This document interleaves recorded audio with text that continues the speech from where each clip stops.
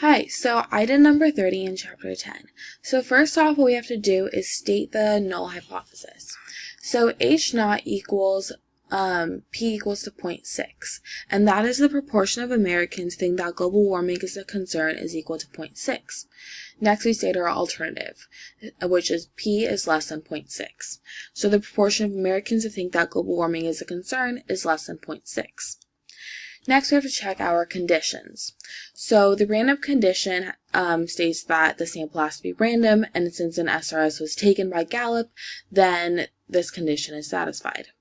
Next, we look at the 10% condition, and this says that N has to be less than 10% of the population, and since 1,022 adults is less than 10% of all U.S. adults ages 18 and older, then this condition is satisfied. Next, we check our success-failure condition. So our N value of 1,022 times P, which is 0.6, equals 613.2, and that has to be greater than 10, which it is.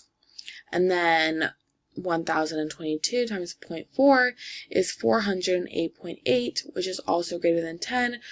So that satisfies the success-failure condition, and because all of the conditions are satisfied, we can now move on with the normal model. So our p hat is 0.58, and we have to calculate our standard deviation of p hat, which is the square root of our hypothesized p-value, which is 0.6, times 1 minus 0.6, which is 0.4, over our n of 1,022. So when we calculate that, we get 0.01532. Now we have to calculate the test statistic. So we do 0.58 minus 0.65, and then that is over our standard deviation of p hat, and we get negative 1.3051 for our test statistic. Next, we calculate the p-value from our test statistic, and we get 0.1044. And we calculate that through JUMP. So with JUMP, we can see that the proportion of people who worry about global warming is much greater than the proportion of people that do not worry about global warming.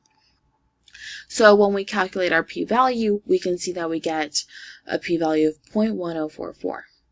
And since our p-value is greater than our alpha level of 0.05, we've failed to reject the null hypothesis.